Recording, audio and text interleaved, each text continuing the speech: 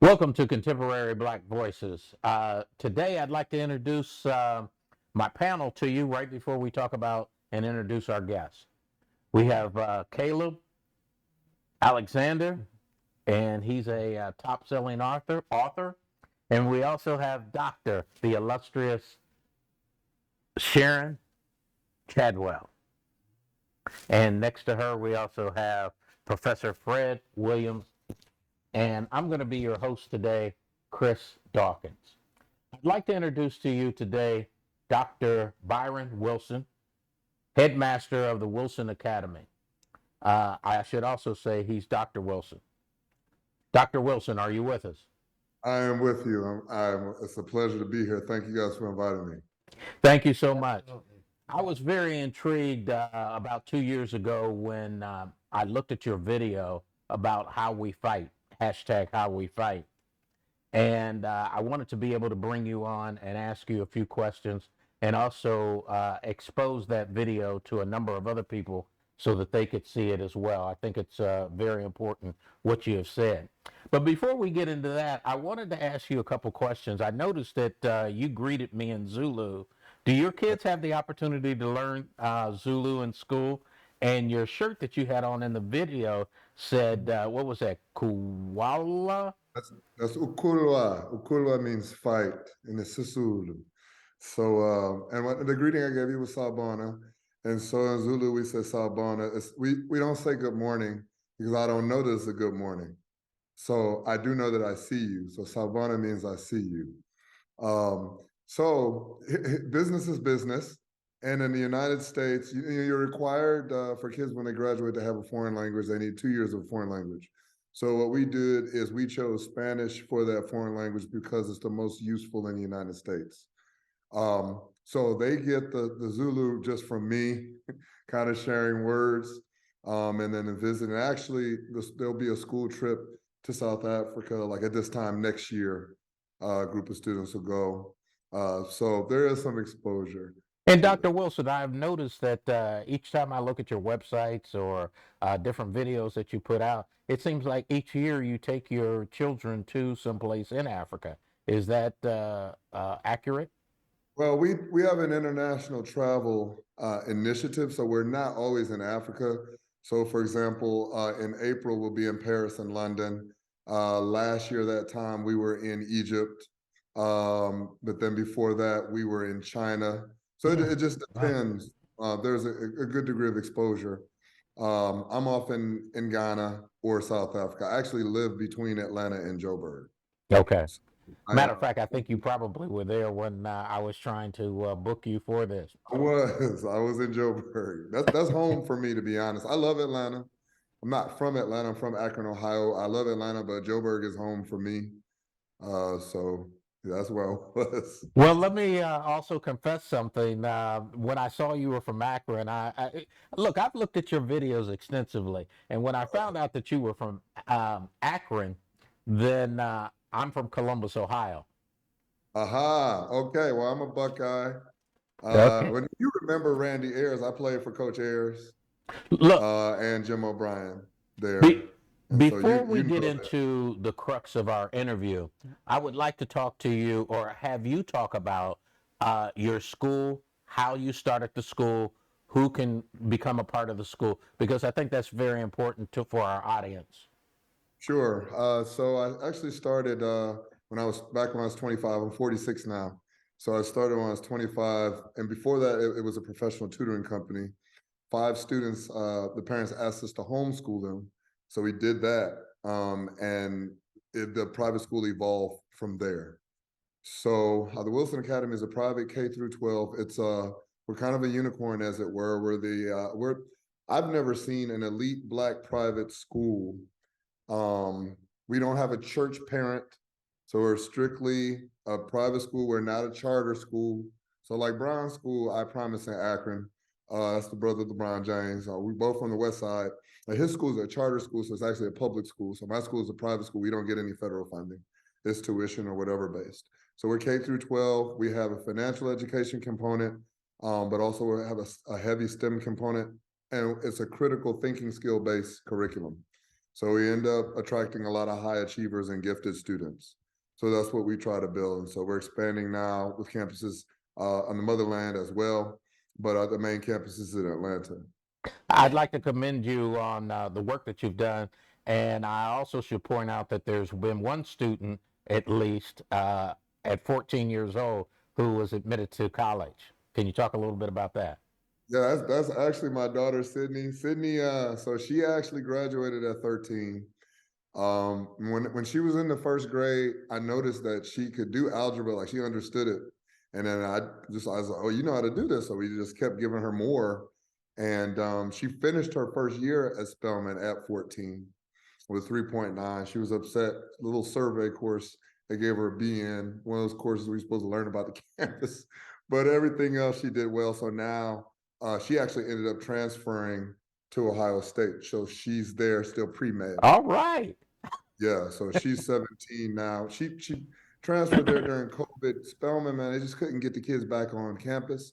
And she didn't feel like she was going to be prepared. She couldn't do her labs virtually as a pre-med student. So she needed to get somewhere where she could actually get on campus. So she's a Buckeye. She's a Buckeye. All Did right. my job. I have a daughter at A&T and a daughter at Ohio State. So those are two universities I attended. So I did my job. Okay. Look, let's Yeah. jump right into it. Your video talked about how we fight. And you said, what do we want? And you said justice and reform. And we demand conviction and prison time for the murders of our black people. You also said, number 2, legislation that demands independent review. And 3, modify the standards in which officers can be prosecuted. So Right. let's talk about how we fight and how you got to this point. So my job was just to put the narrative out, and then people had to do the work in the trenches. And what you've seen is in individual communities, people have furthered that and been working on that legislation. And now you see we have made some strides in that regard. But there's an overall concept of unity that other ethnicities have done pretty well. And not to be critical on Black people, because no one has had the American experience that we've had. Everyone's quick to compare us to other ethnicities, but we don't really compare. Nobody else was brought here as property. And there's just a different narrative for us. There's been a different path, but we still have to follow that. America has made it seem like for us to unify is a bad thing. It's always been an emphasis on integration and assimilation. And every time we've done that, like, we lose. When you join with someone else and you're not equal, you're just their staff. That's just the reality of it. And so there has to be, you have to have your own leverage before you combine. So see how we learn time and time again, you can't even hint something negative about the Jewish community. Why? Because look at what happened. Kyrie didn't even say anything. Kyrie Irving didn't even say anything bad. He made a reference to a film by posting a link to it on his page. And then from that point on, within the next 48 to 72 hours, every Jewish person related to him cut him off without question. But see, that's the type of unity that we see even in the Jewish community in South Africa, everywhere. It's us being able to understand we have to take care of ourselves first. And that was the greater narrative behind what it is I was trying to say. Well, I agree with you 100% in everything that you said. The other thing that you said in the video is that we ask for change as opposed to demanding for change. Mm-hmm. How do we force change? Yeah, so we don't ever get change because of two main reasons. Number one, we're not really willing to sacrifice anything. It's always been the same. We had a whole baseball league. They let one brother in the MLB. We abandoned the whole league. We're always giving up 100% of ours for 10% of theirs. We're not willing to sacrifice because enough of us have done fairly well, and we're not willing to give up what we have for the greater good. But we don't ever have any consequences. Again, you can't say anything about the Jews because they offer consequences. Look what Nick Cannon found out. Look what Kanye found out. Look what Kyrie Irving found out. Because they'll unify. They control the media outlets so they can shut you down. We don't ever offer consequences because we don't stand together. Every time an officer kills us, we go out and march, but we don't pull that money away.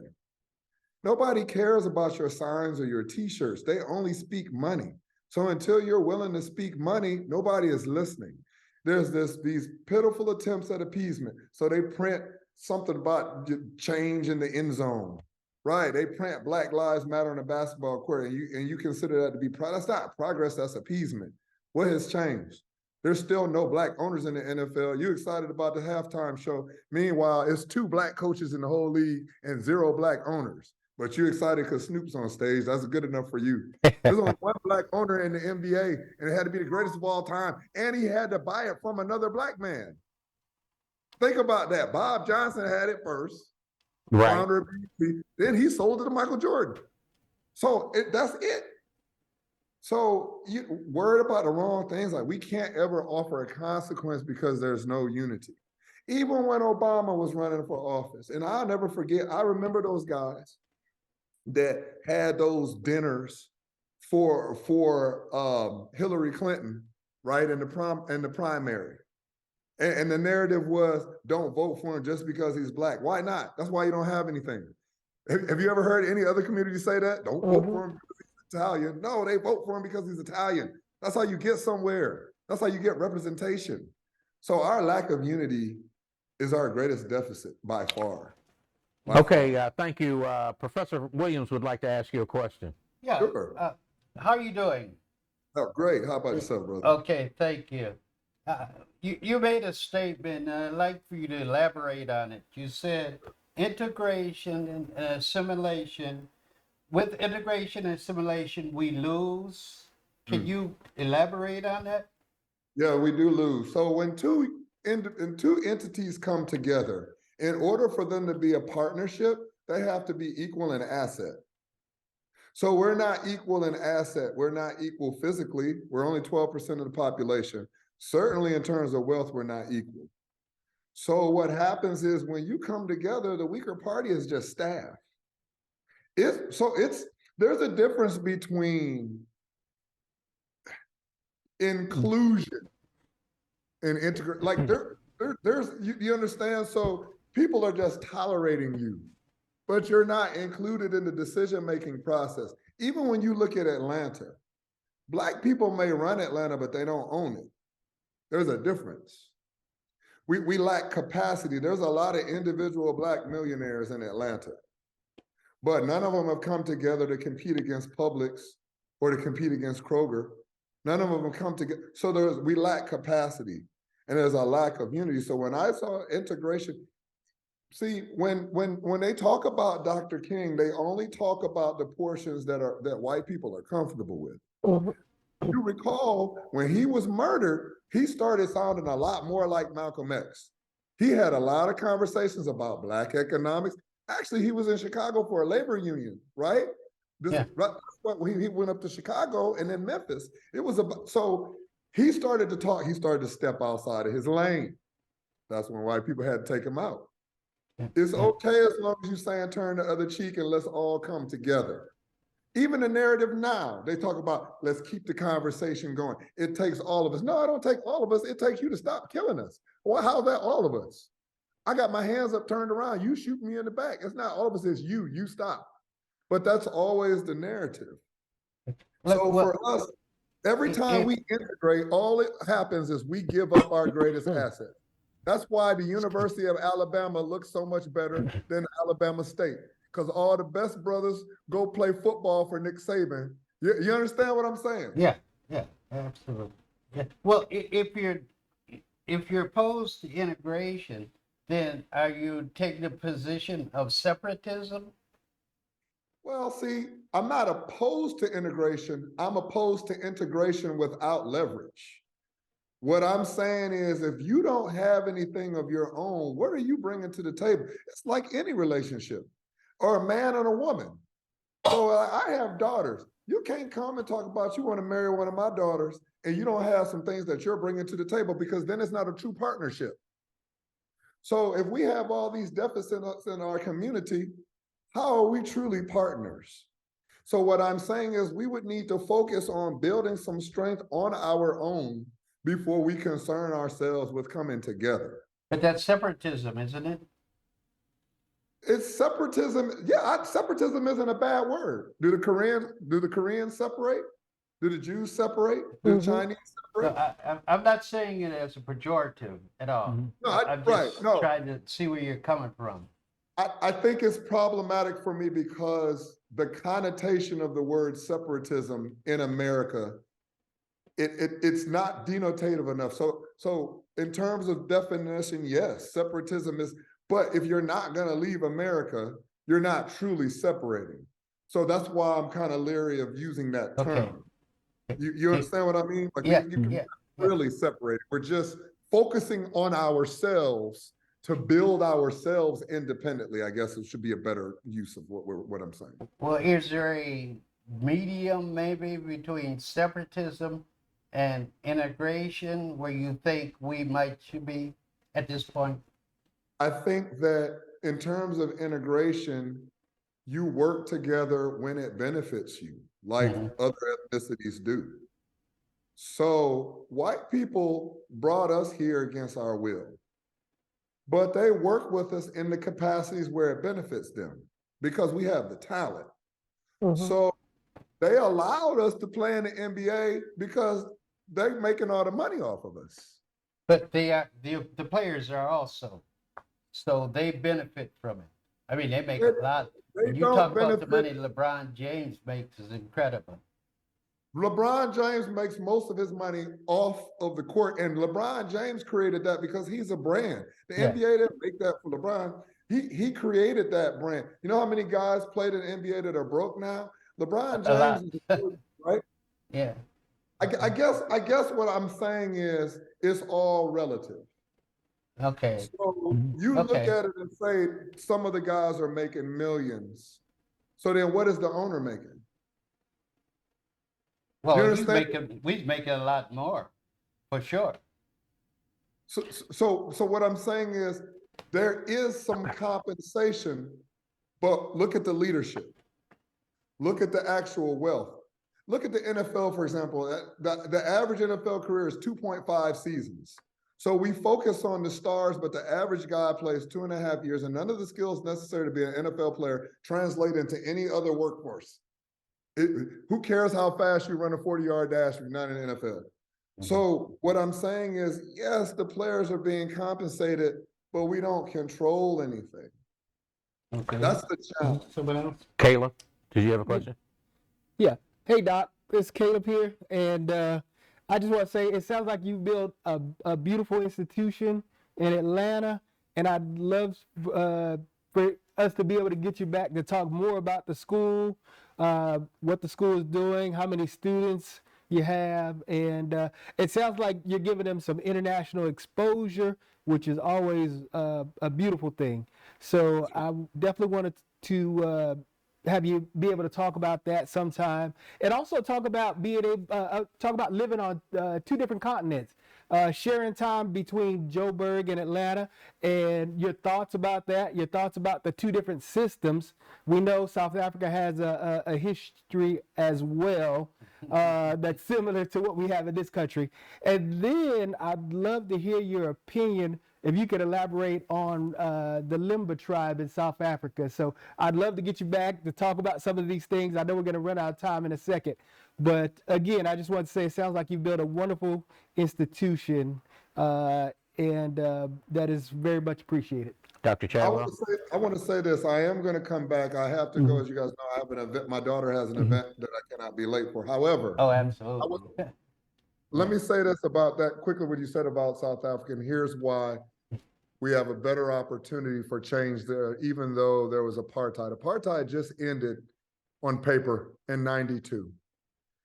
And the difference that I see there is people still remember the blood in the streets. It is not lost on them the sacrifice and bloodshed that is necessary to get the dynamic change that you want. South Africa literally has the greatest disparity in the world, meaning there's the largest gap between the haves and the have-nots in South Africa than any other country in the world. And what that Wow. creates is it creates a natural unity of the people because more of the people are in the same boat. And it's not 92. I mean, that's Bill Clinton. It wasn't that long ago where apartheid was the institution. they still remember what is necessary to make change. And because there's no large middle class, the community is always able to see the disparity that colonialism caused. There are so many steps in between in America that not everybody can see it. It's easy to sell to a brother here if you would just work harder, if you would just speak a different way, because there's all these steps in the middle. But they're devoid of all those steps in the middle, so it's a little bit more difficult to hide the truth. I can elaborate that. That's going to take some time. Okay. Look, we would love to have you back. I don't want to make you late for your daughter's right. appointment. We're going to stop here. And Okay. I just want to thank you for spending your gracious time with us, and hope that this won't be the last time that you will allow us to interview you again. Dr. Chadwell, is there anytime. anything you'd like to say? No, well, I have some things I want to say, but Dr. Wilson, I know that you got to go. So in the next discussion, I'll make my comments. Okay.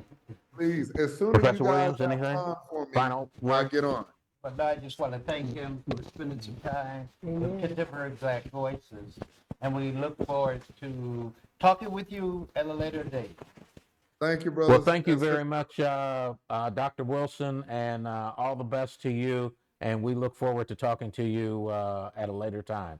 Thank you Yeah, so my much. brother and sister. Thank you. Have a good one. When we come back, we'll discuss some of the things that Dr. Wilson has talked about.